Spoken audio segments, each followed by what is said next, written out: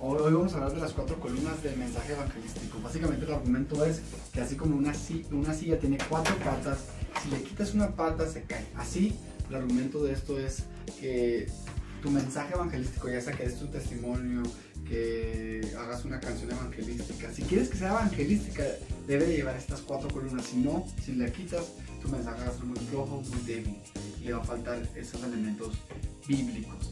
Entonces, básicamente, un ejemplo que yo pongo es, si voy a la calle y le digo a la gente que se quiere vacunar y que voy con la jeringa y quiero vacunar a la gente, nadie va a querer. Pero si yo le digo, oye, mira, déjame, hay una enfermedad, déjame mostrarte los síntomas, la persona ve los síntomas, ve que los tiene, después se convence de que está enfermo, le muestro las consecuencias, que se va a morir en una semana, la persona naturalmente me dice qué puedo hacer, le doy la vacuna y le enseño cómo aplicarse la vacuna. Y es básicamente lo que vamos a aprender hoy. Vamos a ver cuál es el problema y los síntomas de ese problema, la enfermedad. Vamos a ver las consecuencias y luego vamos a ver la cura y cómo aplicarse la cura, ¿no? Son las 4 columnas. Entonces, básicamente son la ley, la eternidad, cruz y llamado. Son las 4 columnas. O sea, y básicamente la ley, vamos a mostrar aquí el problema, que es el pecado. Aquí vamos a mostrar las consecuencias. Aquí vamos a mostrar la solución. Y aquí la respuesta de la solución. ¿Sí? Entonces, vamos a empezar con la ley. Que la primera es de que la persona tiene que ver su necesidad, su problema. Si no ve su problema, no va a querer la vacuna. Para la gente que aprecie las malas noticias, las buenas noticias, primero tienen que entender las malas noticias. Por eso empezamos con la ley. Entonces, la ley nos va a mostrar el problema. ¿Cuál es el problema? Que todos son el pecado. ¿Sí? El problema principal del hombre es el pecado. Que dice 1 Juan 3:4 que el pecado es la infracción de la ley y la paga del pecado es muerte, según Romanos 6:23. Entonces, la gente, cada quien proclama su propia bondad, dicen Proverbios, ¿no? Toda la gente cree que es buena gente y aunque sabe que ha pecado no se considera tan mal. Entonces usamos la ley para mostrarles. Entonces les voy a decir las 4 razones por qué usamos la ley. La número 1 es Romanos 2:15, es porque está escrita en el corazón. ¿Sí? Usamos la ley porque aunque la gente nunca ha leído la Biblia o tal vez no ha ido a la iglesia, sabemos que las personas tienen la ley escrita en el corazón, porque Romanos 2:15 no lo dice, ¿no? Y dice que Dios ha puesto la ley en los corazones, de modo que toda la gente sabe lo que es bueno y lo que es malo. Yo le puedo preguntar a cualquier persona y sabe que adulterio es malo, que robar es malo, aunque lo hagan, saben que está mal. Eso es la conciencia, no es el conocimiento de esa ley, porque Dios la puso en el corazón del hombre. Y cuando estamos evangelizando, no queremos enfatizar tanto en apuntar al intelecto, sino al corazón. Y como Dios ha puesto la ley en el corazón, usamos la ley. ¿Sí? Y nomás un breve comentario, no apuntamos al intelecto porque eso nomás causa discusiones. Eso nomás causa, hay su parte, no es de que lo quitamos por completo, pero no nos enfocamos en argumentos porque en realidad vas a querer ganar una discusión y no una alma. ¿Sí? Entonces nos enfocamos a apuntar al corazón. La ley está escrita en el corazón. La otra razón por la cual usamos la ley está en Romanos 3:20. Romanos 3:20 dice que la ley es el conocimiento del pecado. Entonces, según Pablo, por medio de la ley, te manifiesta el pecado. Es como un espejo la ley, que te muestra cómo ya estás. ¿Sí? Entonces, básicamente, cuando tú hablas con la ley y le preguntas a alguien, oye, has mentido, has robado, lo único que estás haciendo es levantando un espejo para que vea su condición de condenado. Tú no estás condenando a la persona, sino le muestras a la persona que ya está condenada. Y esa es la función de la ley. Ahora, el Espíritu Santo es el que convence de justicia, juicio y pecado. Tú no los convences, tú lo único que haces es levantar el espejo para que ellos vean que el Espíritu Santo les pueda mostrar su pecado. ¿Okay? Entonces, esa es una razón por qué nos muestra el pecado. La otra razón por la que usamos la ley es Romanos 3:19, porque cierra toda boca. La ley cierra toda boca. Es decir, cuando tú presentas la ley, la gente se queda sin argumentos porque todos quedan culpables bajo el juicio de Dios. Entonces usamos la ley porque cierra toda boca. Y la gente, aunque tenga muchos argumentos, no puede argumentar contra eso porque dice que sí, sabe que será pecado. La otra razón por la que usamos la ley es Gálatas 3, creo que es 3 o 3:24, de que la ley es nuestro ayo que nos lleva a Cristo. Es decir, es el tutor que nos lleva a Cristo, nos muestra nuestro pecado, nos muestra nuestra culpabilidad. La ley no nos salva, sino nos muestra que necesitamos un Salvador, y es lo que hace la ley, ¿sí? Entonces, un ejemplo lo podemos ver en Mateo 19:16, cuando el joven rico llega con Jesús y le dice: Maestro, bueno, ¿qué tengo que hacer para heredar la vida eterna? El concepto de bueno para este joven rico era un concepto muy mal, o sea, no era el concepto correcto, porque Jesús le corrige, bueno solo es Dios. Jesús no estaba negando su deidad ahí. Bueno, eso se lo digo a usted, ¿no? Jesús no estaba negando su deidad, sino estaba corrigiendo la definición de bueno, porque este maestro no sabía que Jesús era Dios. Pero él le dijo bueno, porque el mismo joven rico se sentía bueno. ¿Por qué? Porque Jesús le dice: ¿has guardado los mandamientos? Y él dice: todos los he guardado. O sea, el joven rico se consideraba buena persona. Entonces Jesús, a la gente que se cree buena, usó la ley. Has guardado los 10 mandamientos. Has guardado los mandamientos. Y él dijo: ¿cuáles? Y les mencionó algunos. El joven dijo: no, pues sí que se ha guardado. Y Jesús le apuntó al número 1, ¿no? Bueno, vende tus riquezas y sígueme, ¿no? Pues, su Dios era el dinero, ¿no? Entonces vemos que Jesús usó la ley para manifestar el pecado a los que se creen buenas personas. Entonces, un elemento ahí importante saber es que la ley se usa para el soberbio, gracia para los humildes. Entonces, ya después de usar la ley, vemos que es indispensable. También vemos en Romanos 7 que la ley hace que el pecado sea extremadamente pecaminoso. O sea, la gente se considera pecadora, pero cuando le muestras la ley, el Espíritu Santo lo usa para que vea su pecado como extremadamente pecaminoso. Bueno, sí, muy bien. Entonces, ya que mostramos la consecuencia, el problema que es el pecado y cómo mostramos a la gente que ha pecado por medio de la ley, ya lo vimos las razones, que es porque está escrita en el corazón, porque nos da el conocimiento del pecado, porque cierra toda boca y porque nos guía a Cristo, y también porque Jesús lo usó.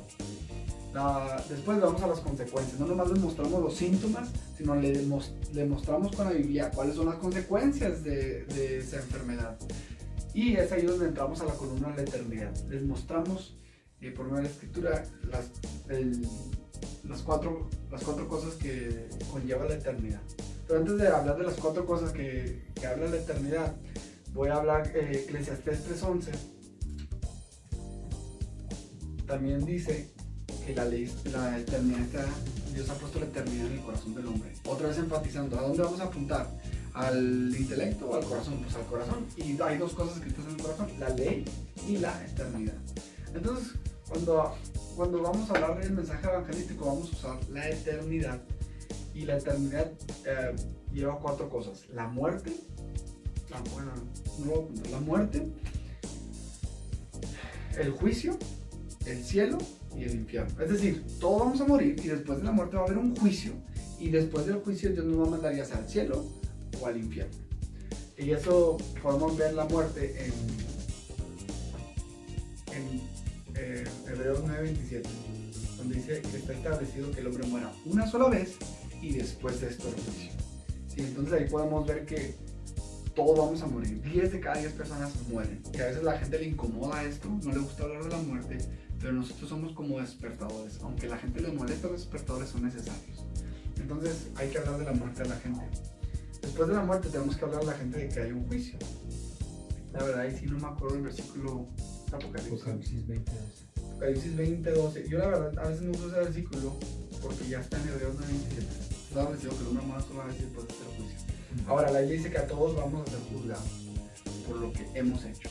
Y entonces le tenemos que hablar a la gente de este juicio. Y que en ese juicio Dios va a determinar si vamos al cielo o si vamos al infierno. Entonces, el cielo, pues la Biblia dice que es un lugar glorioso. ¿Ahí qué versículo dice? 5, 11 al 12. Yo casi no sé ese versículo porque nunca lo leía. Bueno, mucha relación, pero aquí les hablo pues, del cielo, de que dice que es el donde no va a haber tristeza, va a haber pulmoso, ¿no? Y luego le digo, pero también habla del infierno. Y el infierno, a veces la gente no le gusta hablar del infierno porque creen que hay gente que dice que no debemos, que la gente se debe acercar a Dios por temor. Pero la verdad es que imagínate si alguien va a un barranco y está ciego y tú lo estás viendo, ¿qué le vas a decir? Híjole, no te quiero asustar. No, le gritas, oye, hay un barranco ahí, le adviertes de la realidad. De la misma forma, hablar del infierno es no simplemente correcto, es bíblico. Jesús habló más del infierno que del cielo. Habló como 11 o 12 veces del infierno. Y Jesucristo quería advertir a la gente de ese lugar. Sí, entonces, es bíblico y es correcto advertir a la gente del infierno, aunque si vamos a hablar del infierno, que sea con mucha misericordia y no con juicio y no con condenación, ¿vale? Entonces ya hablamos de la ley, que es el problema, ya hablamos de las consecuencias de ese problema, que es la eternidad. Ahora vamos a hablar de la cruz, y la cruz es la solución. ¿Y qué es lo que pasó en la cruz? Nosotros todos nos merecíamos ir al infierno por el pecado, y hay una deuda, ¿no? Porque la paga del pecado es muerte.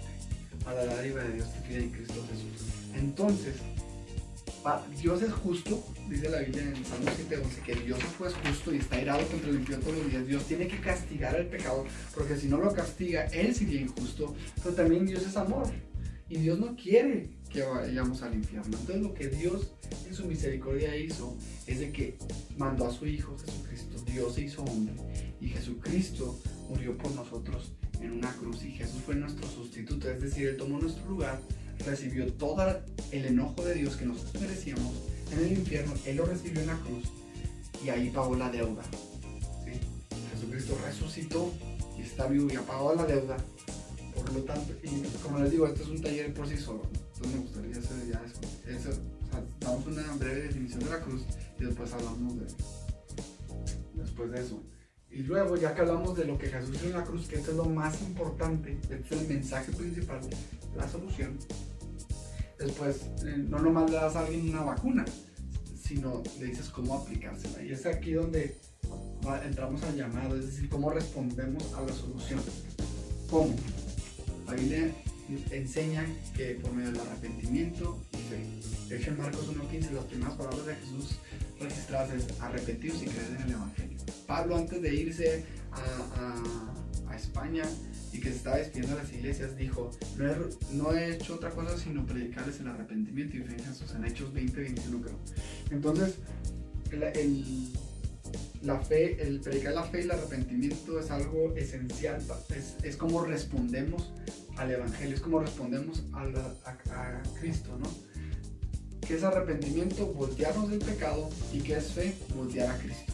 Básicamente es una sola cosa, pero la explicamos para que la gente lo entienda en dos.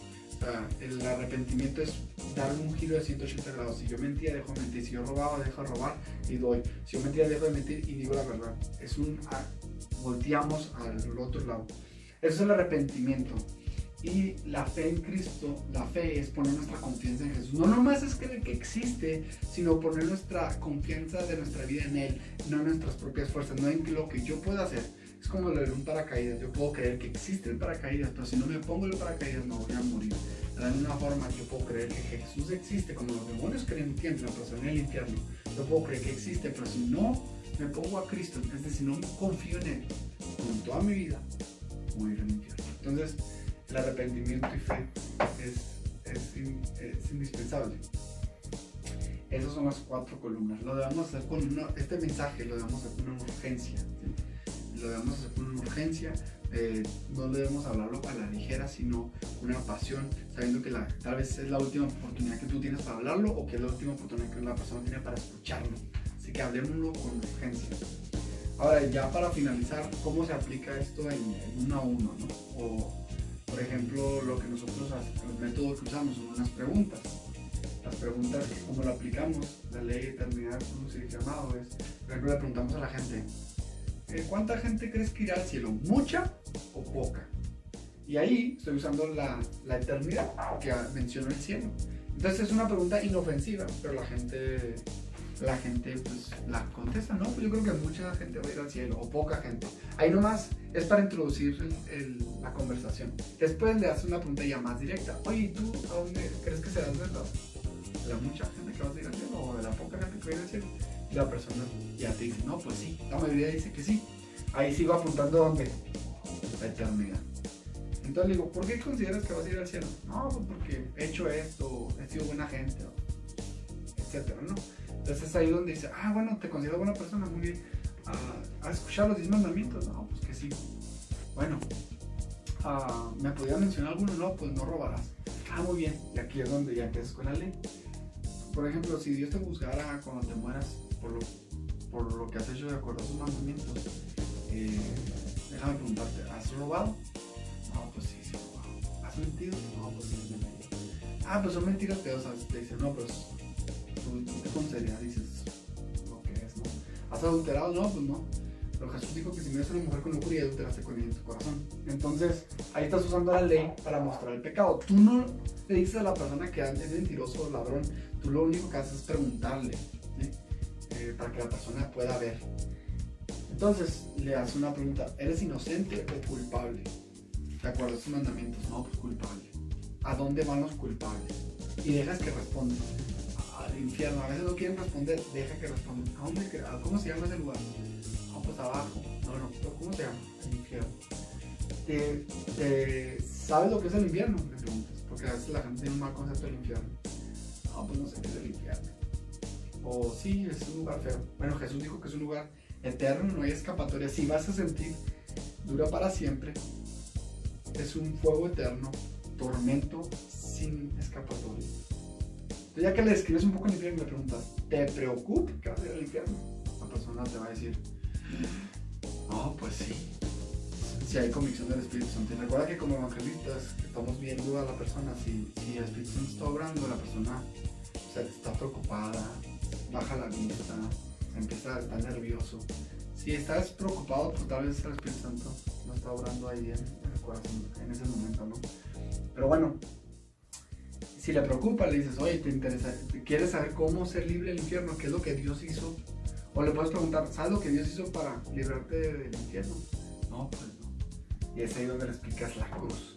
Le dices, ¿sabes qué? Imagínate que tienes una deuda de $1.000.000, estás delante del juez y te van a condenar a la cárcel, donde de repente un abogado viene y firma un cheque y te lo paga por ti. Eso es lo que Jesús en la cruz vino, murió para que firmara ese cheque, pero no con dinero, sino con sangre. Y murió y resucitó para que pudieras tener vida eterna. Entonces tienes dos caminos: seguir viviendo como sigues viviendo o seguir a Cristo y tener vida eterna. ¿Cuál de los dos quieres? Dejar tu pecado, dejar la vida y poner tu confianza en Jesús. ¿Cuál de los dos quieres? Y es ahí donde esperas que te respondan. Ahora, yo he notado que la mayoría de la gente dice, no, pues yo quiero seguir a Jesús. Ahí responde. La mayoría de la gente responde así. Entonces ya eso entramos con el Mateo 28, eso ya es otro taller, pero ya la gente dice, bueno, ¿estarías dispuesto a seguir a Cristo? No, pues que sí. Y esto, bueno, de hecho esto que les estoy diciendo, yo ya lo estoy como que introduciendo a los nuevos talleres, ¿no? Entonces lo voy a decir. Ya les digo, bueno, o sea, tú quieres seguir a Jesús. ¿Qué si tu mamá te pide un favor? Te dice, oye, mañana pues un favorzote, sí. Y no te dice qué favor es. Aunque quieras, ¿lo vas a hacer? No, pues ni sé qué hacer. Exactamente. Entonces, si tú dices que quieres seguir a Jesús, pero no sabes qué es lo que Él mandó, ¿le puedes seguir? No, pues no. Entonces yo te voy a proponer esto. ¿Qué te parece si nos juntamos? Y hablamos de qué significa seguir a Cristo.